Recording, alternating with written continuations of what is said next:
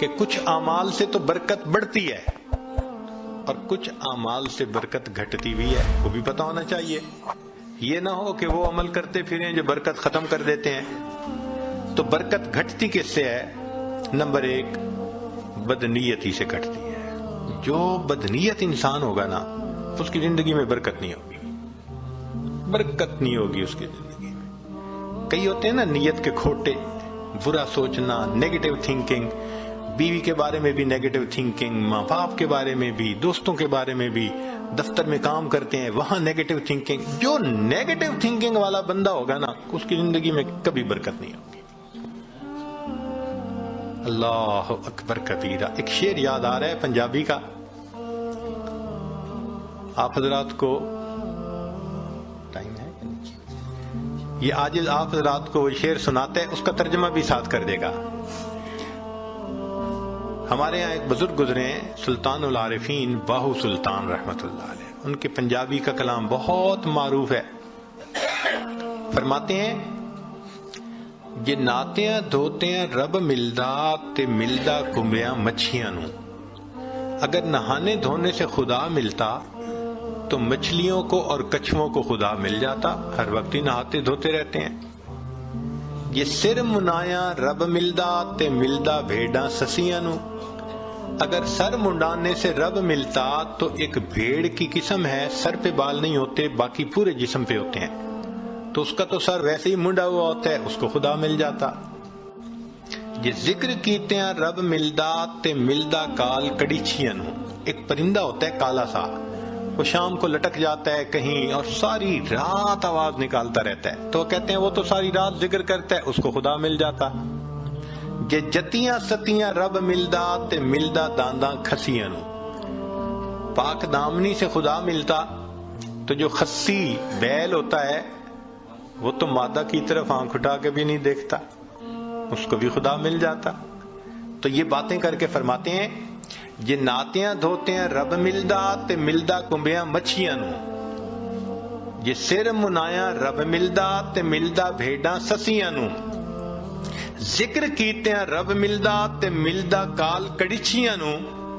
اور جتیاں ستیاں رب ملدا تے ملدا دانداں کھسیاں نو. اور آخر پر فرماتے ہیں رب ملدا تے ملدا نیتاں اچھیاں نو. اللہ اگر ملتا ہے تو اللہ اچھی نیت والوں کو ملا کرتا ہے. تو بھئی نیت اچھی ہوگی تو زندگی میں برکت ہوگی، اور نیت بری ہوگی تو زندگی میں بے برکتی ہوگی. کتنے لوگ ہیں شرکت کا کام کرتے ہیں اور اپنے شریک کا پیسہ ہتھیانے کی نیت کی ہوئی ہوتی ہے، داؤ لگا رہے ہوتے ہیں. کتنے کاروبار والے ہیں کسٹمر کو داؤ لگانے کی نیت کرتے ہیں. تو بھئی نیت ہی اچھی نہیں تو برکت کہاں سے آئے گی؟ تو بدنیتی سے برکت ختم ہو جاتی ہے. مولانا روم رحمت اللہ نے ایک واقعہ لکھا ہے، سن لیجئے ذرا، موقع کے مناسبت سے ہے. ایک بادشاہ تھا، اس نے گرمی کے موسم میں سفر کیا تو بہت تھکا ہوا تھا اور پیاسا تھا. اس کو اتنی پیاس تھی کہ لگتا تھا کہ میری جان چلی جائے گی. تو اس نے ایک انار کا باغ دیکھا، اتر پڑا. باغ کے مالک سے کہا کہ بھائی جاؤ کوئی انار کا جوس پلاؤ.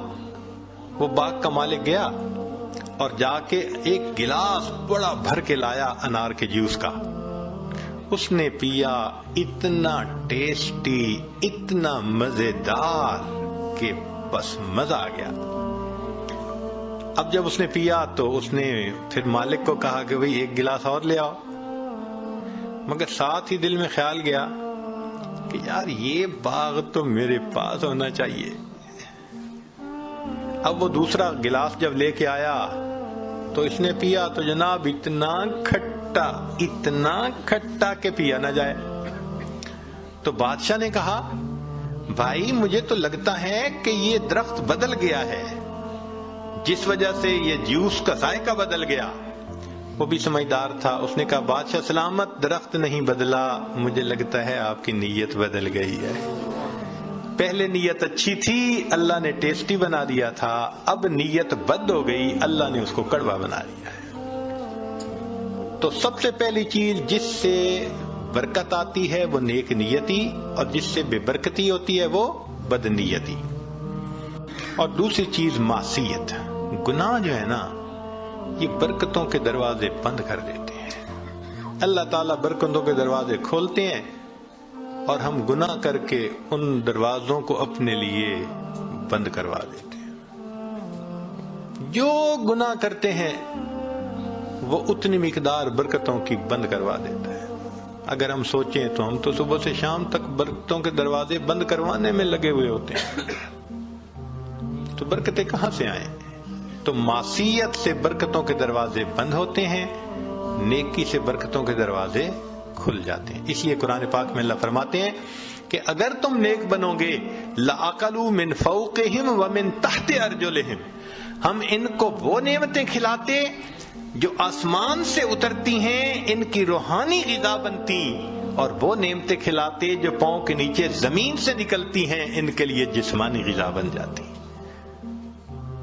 تو معلوم ہوا کہ گناہ سے پھر برکتوں کے دروازے بند ہوتے ہیں. اور تیسری چیز بے پردگی، بد نظری. یہ بے برکتی کا سب سے بڑا گناہ ہے. یعنی گناہ تو بہت سارے ہیں مگر بد نظری کو اور بے برکتی کو، بے پردگی کو، لہذا جو بے پردہ عورت ہوگی اس کی زندگی میں برکت نہیں ہوگی نہیں. رزق کی یا وہ بے برکت تو الگ، اس کا خامن ہی اس سے مطمئن نہیں ہوگا. آپ دیکھ لیں جتنی بے پردہ عورتیں ہوتی ہیں ان کے خامد ادھر ادھر بھاگ رہے ہوتے ہیں. کیوں؟ ان کو خود تسلی نہیں ہوتی، برکت اللہ ان سے نکال دیتے ہیں. اور باپردہ عورتیں ہوتی ہیں الحمدللہ ایسا اللہ ان کی زندگی میں برکت ڈالتا ہے، ان کے خاوندوں کو سکون آ جاتا ہے، وہ نہیں ادھر ادھر جاتے، نہیں ادھر ادھر دیکھتے. تو بد نظری کرنے والے بندے کو سیٹسفیکشن نہیں ہوتی، بے پردے کرنے والے عورت سے اس کے میاں کو سیٹسفیکشن نہیں ہوتی. اس لیے پردہ اور نظر کی حفاظت برکت حاصل کرنے کے لیے یہ ضروری ہے.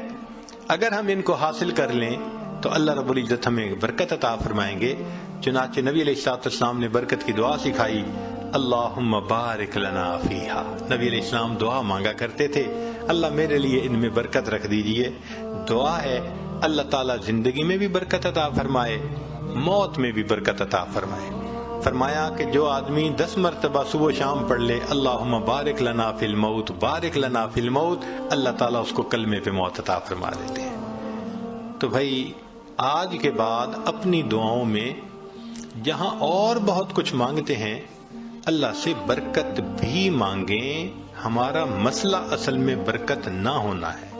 جب برکت آ جائے گی آپ دیکھیں سکون بھی ہوگا، اولاد بھی تابع دار ہوگی، بیوی بھی فرما بردار ہوگی، گھر کے اندر محبتیں بھی ہوں گی، الفتیں بھی ہوں گی، ہمارے سارے مسئلے آٹومیٹکلی حل ہو جائیں گے، ہر چیز ان آرڈر آ جائے گی. اللہ تعالی ہمیں برکتوں بھری زندگی نصیب فرمائے. وآخر دعوانا ان الحمد للہ رب العالمین.